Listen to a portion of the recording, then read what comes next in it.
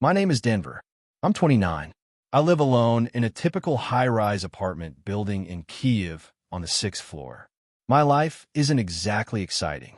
I work remotely, and I think the last time I stepped foot in an actual office was back in 2020, maybe earlier. Days blur together like watercolors on wet paper, soft, repetitive, a bit dull. Every morning is the same. I wake up, shuffle to the kitchen, make coffee like a zombie, open my laptop, join Zoom meetings with my camera off, answer emails with exactly 12% of my brain, and somehow end up in bed at midnight wondering where the day went. Sometimes, to feel alive, I switch up the coffee mug. Wow, I know. But there's one thing, or rather, one person, who interrupts that monotony. Her name is Nina. Well, actually, everyone in the building calls her Pani Nina. Pani is this respectful, old-school Ukrainian form of address, kind of like madam. I never understood why everyone insisted on calling her that. It's not like she's royalty. But maybe in her own way she is. She lives on the 5th floor, just below me, and she's impossible to ignore. Imagine a tiny woman, maybe 5 feet tall, with perfectly combed silver hair and an aggressive love for floral scarves. Her voice could cut through steel, but somehow still manages to sound sweet, like a knife wrapped in lace. Her apartment always smells like lilac. Not air freshener, real lilac. I don't know how. I've never even seen lilacs growing nearby. She has this uncanny ability to pop up the moment you step into the stairwell. It's like she's wired into the building. Forget motion sensors. We've got Nina's sensors. Sometimes I'd hear her scolding a teenager for not saying hello properly. Other times, she'd be giving someone a jar of homemade pickles with a warning not to ruin their stomach eating that fast food. To be honest, I usually avoided eye contact. Not because I didn't like her. I just didn't want to get pulled into one of her hour-long conversations about how yogurt used to be thicker or why slippers are mandatory in the hallway. But that all changed one Monday morning. The Monday where everything shifted. Where I went from anonymous guy in slippers to, well, something much weirder. And it all started with a bag of trash. It was just another mindless Monday. I'd spent the entire morning half awake, sipping cold coffee while pretending to listen in a Zoom meeting. Around noon, I finally got up to take out the trash. My hair was a disaster. I was wearing my ancient home shorts and mismatched slippers, and my brain was firmly in autopilot mode. I barely even registered the world outside my apartment door. But as I turned the corner of the stairwell, I heard it. That voice. Sweet, sharp, impossible to avoid. Dinchik, son, come here a moment. I froze. There she was, Pani Nina, standing like a general outside her doorway, her small figure blocking the path with surprising authority. Her floral scarf fluttered slightly, even though there was no wind. She looked determined, focused, deadly serious. In her hand, a smartphone. A smartphone. It looked like a Samsung, probably one of those mid-range A-series models. And she was frowning at it like it had just insulted her cooking. My phone, it won't turn on. I was just about to write a comment for Lyudmila on Facebook, and now nothing. Darkness. I think it's dead forever. Facebook. It took me a full 5 seconds to process what she'd said. She didn't ask me if I had Facebook. She wasn't complaining about young people using it too much. No, Pani Nina, needed help posting a comment. Something short-circuited in my brain. I blinked, nodded, and wordlessly followed her into her apartment. The moment I stepped in, I felt like I'd entered a museum. A perfectly preserved time capsule from the 1980s. There was a cabinet full of delicate glassware and porcelain figurines. Embroidered doilies on every surface. The TV, a massive old Horizon model, wasn't just sitting on the stand. It was the stand. I felt like I should have taken my shoes off, except I was in slippers. She motioned toward the armchair like I was royalty. Sit. Let me fetch my glasses. I'm blind without them. She disappeared into the hallway while I examined her phone. Within 5 seconds, I figured out. She turned on airplane mode. I tapped the toggle. Wi-Fi returned. The Facebook app buzzed back to life. Problem solved. When she came back, I handed her the phone. All done. It was just airplane mode. You must have tapped it by accident. She gasped as if I had just brought someone back from the dead. Dinchik, you're a wizard. A true magician. This calls for celebration. No, really, it's fine. I should get going. I've got lunch on the stove. Nonsense. I just baked fresh pierogi, and I may have a little homemade something to go with them. Homemade something. I don't drink. Not really. But the way she said it, with a wink, like it was some sacred neighborhood tradition, I hesitated. Then I smiled. All right, just a little. And that's when it truly began. I figured I'd be in and out within 10 minutes. Maybe eat one Pyra's Hawk out of politeness, nod along to a story about her niece's wedding, then make my polite escape and reheat my half-cooked pasta back upstairs. Easy. But no one escapes Pawnee Nina that easily. She reappeared from the kitchen with a tray of golden, perfectly folded pierogi that smelled like childhood and love and something vaguely illegal in terms of calorie count. There were at least a dozen of them, cabbage, potatoes, even sweet cherry ones, and a tiny glass of something clear that smelled like fire and nostalgia. Only a sip, she said, just to celebrate your sorcery. So I sipped, and nearly choked. It burned all the way down, but somehow made me feel invincible. We sat at her kitchen table, which was covered in a thick, lace-trimmed cloth that looked older than me. She poured tea, gave me more food than I could possibly eat, and launched into a flood of stories from her youth, all delivered in rapid, joyful bursts. I smiled and nodded as she told me about dancing at the Palace of Culture in 1971, how she met her late husband during a blackout, and how young people these days don't know how to slow dance anymore. Then, as if possessed by a sudden inspiration, she stood up, left the room, and returned with something I hadn't seen in years. A massive, old-school photo album. With reverence, she opened it and began flipping through pages of black and white photographs, most of them yellowing at the edges. There she was, 20, stunning, posing in front of a Soviet car in a polka-dot dress, grinning like a movie star. That was me, she said, tapping the picture proudly. You see? Not always an old woman with slippers. I was aflame. I was about to respond. Honestly, she did look amazing when she gasped again. We must take a photo together. A selfie. With the table. With the pierogi. So Lyudmila can see how lucky I am to have such a wonderful neighbor. And before I could answer, she had already unlocked her phone and was motioning for me to scoot closer. We took the photo. I looked terrible. Hair still a mess, eyes slightly red from the homemade something, cheeks stuffed with cabbage, but she was radiant, smiling ear to ear. And then came the real moment of chaos. Now show me how to post it. I went on my wall, with a caption. What could I say? I took the phone and helped her open the Facebook app. She dictated as I typed. With my wizard Dinchik, who brought me back to life, and also my Facebook. Perfect, she beamed. Wait, add a hashtag. What's it called? The lattice thing. The net. Yes. Hashtag Pyroski. So I added it. Hashtag Pyroski. And then, as she watched in awe, I tapped publish. Look at us, she whispered. Modern people.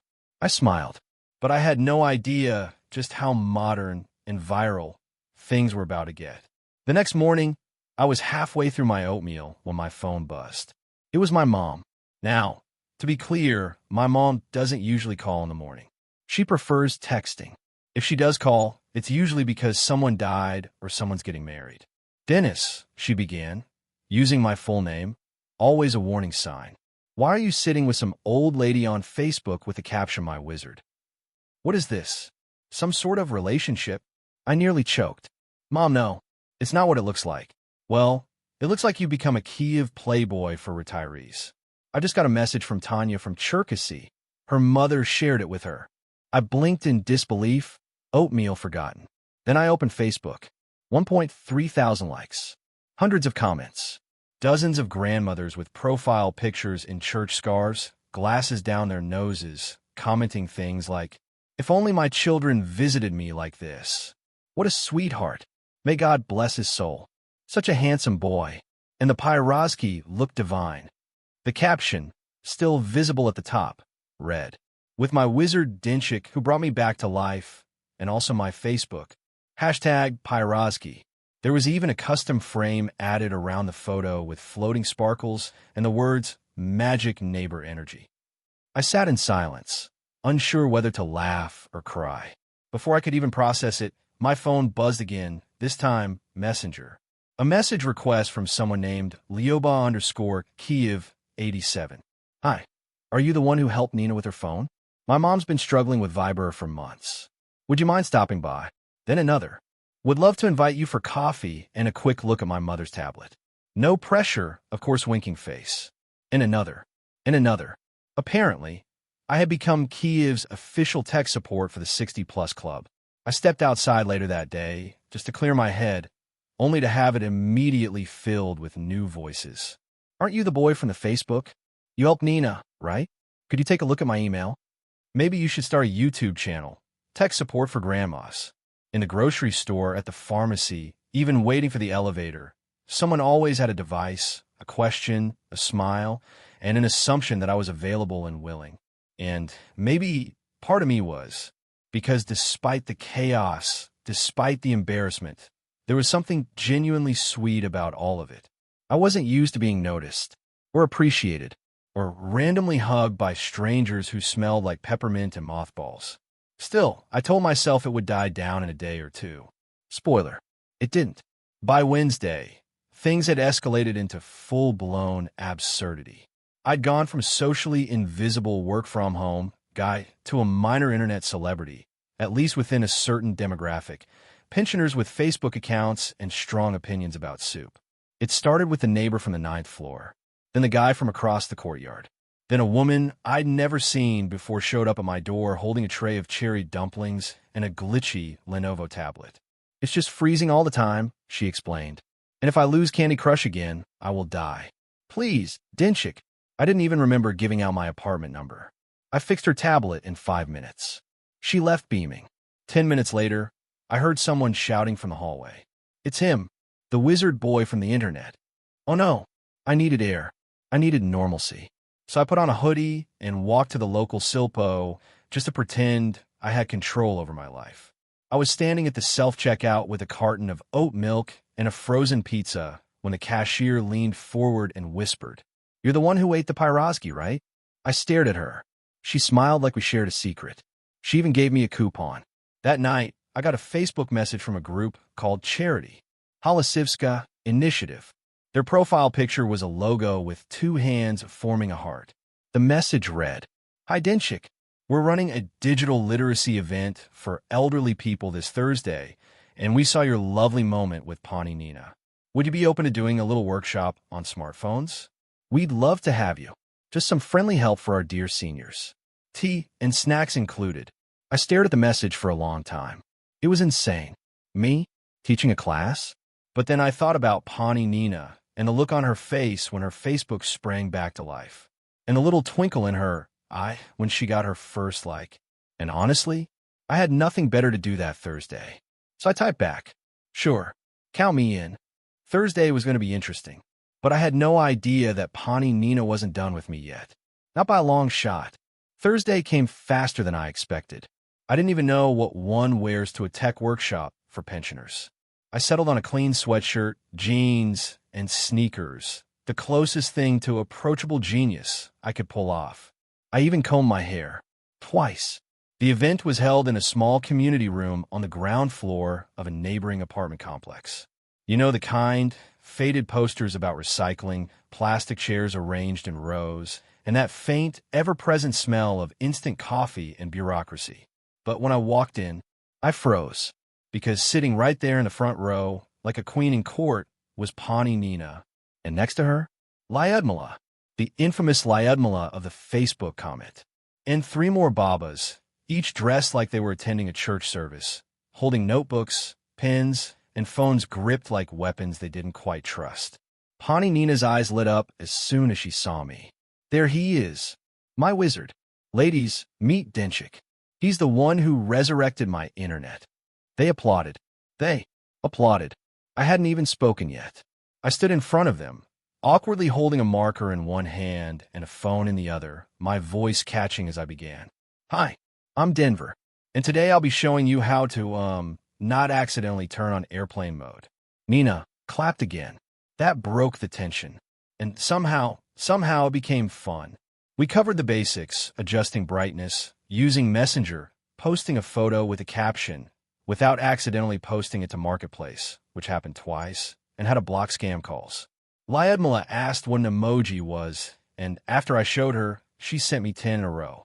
The woman next to her accidentally FaceTimed her nephew in Poland and started crying when he picked up. By the end of the hour, they were laughing, tapping, and sharing photos of their cats and grandchildren. But the highlight? Pani Nina stood up, held her phone up high, and shouted, "Let's take a group selfie for our new Facebook page. It's called Neighbors and Pyroski." I blinked. Wait, what? It's our new community group. I'm the admin. You're the star. She winked. The rest of them gathered around me, phones out, cheeks flushed with joy. I didn't know what to say, so I smiled. Again, and as the flash went off, I realized I wasn't just helping anymore. I was part of something. After the workshop, something shifted. I wasn't just that guy from the Facebook photo anymore. I was Dinchik, the wizard, the tech whisperer, the Baba Chosen One. By Friday morning, my messenger inbox was bursting. Requests for help, thank you messages, blurry pictures of Pyroski and soup, all tagged with hashtag Neighbors and Pyroski. One grandma even sent me a voice message that started with, "Bless your mother for giving birth to you," and ended with, "Do you like pumpkin jam, sweetie?"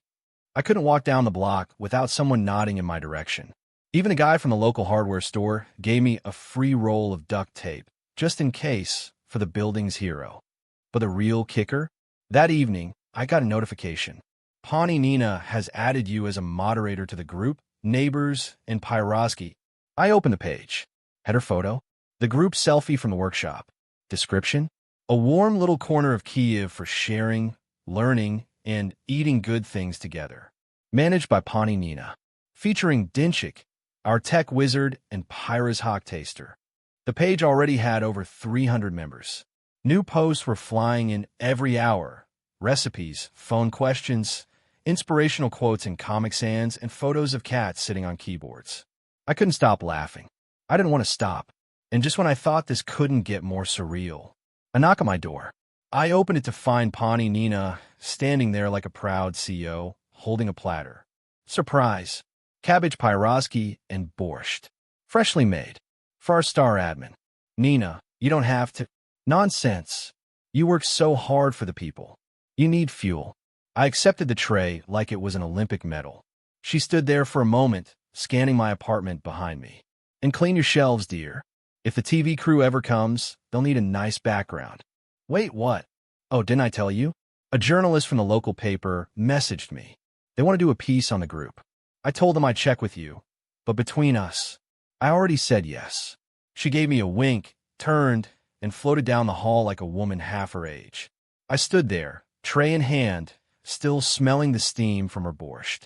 I had become a public figure in sweatpants, a cabbage-scented legend, and weirdly, I loved it. By Saturday morning, my schedule was officially no longer mine. At 10 o'clock sharp, there was a knock.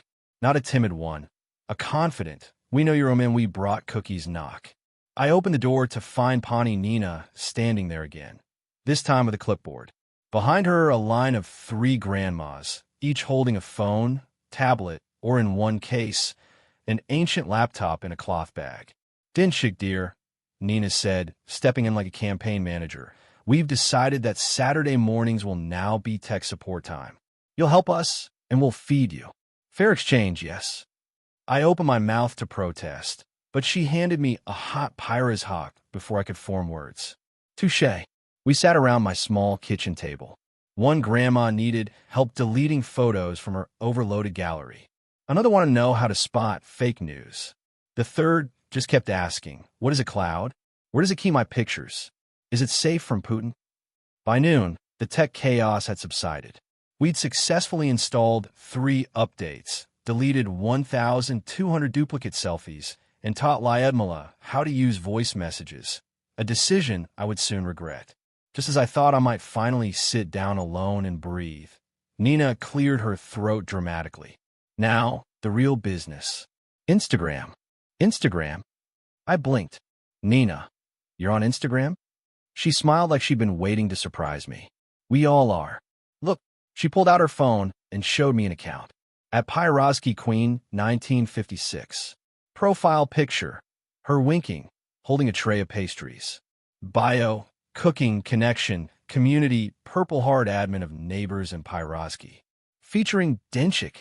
She had 215 followers, and she was following me. Because, yes, apparently, one of the grandmas had found my personal account and shared it with the group. My last photo was a blurry shot of my cat sitting in my laundry basket. The caption read, "Don't judge me, I live like this now." I was about to delete it when she added, "We've decided you need a better Instagram presence. More smiling, more food, less laundry." Then she pulled me into a side hug and whispered, "You're our influencer now." Before I could protest, another grandma took out her phone and shouted, "Say borscht." Flash. Laughter. I wasn't just a neighbor anymore. I was a brand. And my weekends? Fully booked. It's strange how quickly your life can change. Not from some dramatic event or deep personal revelation, but from a single selfie. One moment, I was a remote working introvert who barely knew the names of my neighbors. Now I get hand-delivered soup. Every Tuesday, like clockwork, Nina knocks on my door holding a container of steaming borscht, just in case you forgot to eat something proper today. Every Thursday, I receive a fresh batch of buckwheat pancakes from Lyudmila, who insists they're memory food and cure stress and possibly Wi-Fi issues. And Saturdays? They're booked. Permanently. At 10 a.m. sharp, my apartment turns into the Denchik Digital Assistance Center. They bring baked goods, phones with mysterious pop-ups, and a chaotic storm of questions. Why does my phone say storage full when I haven't stored anything? Where do my pictures go when I press the cloud? Can I print my Facebook? And somehow, I love every second of it. Not because I've suddenly developed a passion for tech support, but because of them. The laughter, the absurdity, the warmth, and more than anything, the feeling that I'm needed, that I've become part of something that matters. The group, Neighbors and Pyroski, has now grown to over 1,100 members. There are theme days, Camera with Flash Memory Monday, old photos from Soviet summer vacations. Lightbulb Tech Tip Tuesday. I record little videos explaining stuff like how to leave a group chat and why not all blue messages mean it's from a real bank. Pada Food Foodie Friday, which is just an excuse for Nina to post close-ups of whatever she baked that morning. Every time I open the app, I see sweet chaos. Granny's trying Instagram filters. Grandpa's arguing about which button turns on the flashlight. Random neighbors chiming in with questions and jokes. And there's always one thing in common. They tag me in everything. I still work from home. Still drink too much coffee. Still forget to fold my laundry. But now, I get stopped in the elevator by people who want to thank me. I get invited to events I never would have gone to before. I even got a handwritten letter from a woman in Lviv saying she started teaching her mom how to use a smartphone because of me. I become the accidental face of neighborly tech support. And honestly, I wouldn't trade it for anything. So here I am. Then, the guy from the 6th floor who never imagined he'd become a local celebrity or a tech guru for grandmas. I still drink coffee every morning. I still stare blankly at Zoom meetings. And yes, I still wear slippers that have seen better days. But now, there's something different. I get weekly bowls of steaming borscht just because I get stories from neighbors about their lives, their memories, their struggles. I get laughter, lots of laughter. Pani Nina, she's not just a neighbor. She's my friend, my SMM manager, unofficial Pyroski supplier, and the best proof that kindness spreads faster than any viral post. And those Pyroski, they really are the best in Kiev. No contest. When I scroll through that Facebook post with 1.3 thousand likes, I don't think about the numbers. I think about the smile on Nina's face, the hugs from the ladies at the workshop, the message from a stranger in Lviv, the warmth of a community I never expected to be part of. That's what matters. Likes fade, followers come and go, but laughter, that's forever. And honestly, that's enough magic for me. Thanks for reading. I'm Den, and this is my story. The story of how a little kindness, some Pyroski, and a simple selfie changed my life.